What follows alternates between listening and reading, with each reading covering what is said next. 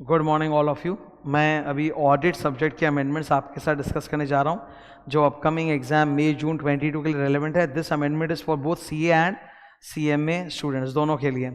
सबसे पहली बात तो खुशखबरी ये कि 0 के बराबर अमेंडमेंट है। ये देखो एक पेज का है, और वो भी जब पढ़ाऊंगा तुम बोलोगे सर ये तो अमेंडमेंट है ही नहीं, ये तो पहले से पढ़ाया हुआ है। हाँ सही बात है। ये मेरी तरफ से टीचर्स नोट कि प्रीवियस टर्म और करेंट टर्म में ज़्यादा कोई चेंज नहीं हुआ, वही का वही है। 2 चेंजेस बता देता हूँ, वो भी कोई अमेंडमेंट नहीं है, ठीक है।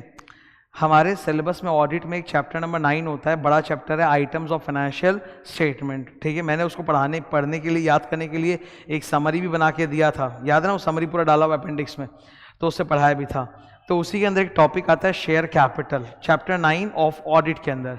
नाउ फॉर दिस फर्स्ट चीज तो कि ये शेयर कैपिटल टॉपिक जो ऑडिट सब्जेक्ट में आता है, इसके लिए हमको लॉ वाला शेयर कैपिटल पूरा पढ़ने का जरूरत नहीं है, वो बहुत बड़ा है, यहाँ पे राइस है खाली जरा सा है।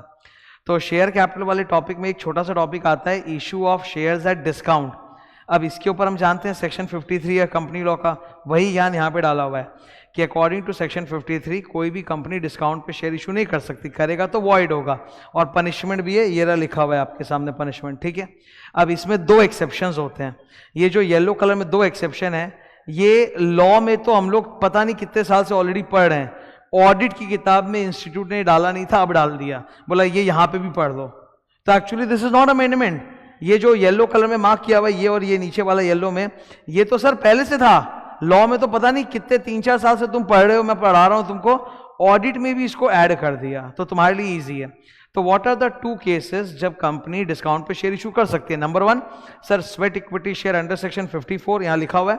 नंबर 2 कंपनी अगर स्ट्रैटेजिक डेट रीस्ट्रक्चरिंग स्कीम के अंतर्गत क्रेडिटर लोग के लोन को इक्विटी शेयर में कन्वर्ट कर दें, जैसे कंपनी लोन का पैसा चुका नहीं पा रहा है, तो लोन को इक्विटी शेयर में कन्वर्ट कर दिया under strategic debt restructuring scheme of RBI. RBI ने एक स्कीम बना रखा है कि इसमें आप अपना डेट को इक्विटी में कन्वर्ट कर सकते हो, तो that is also an exception.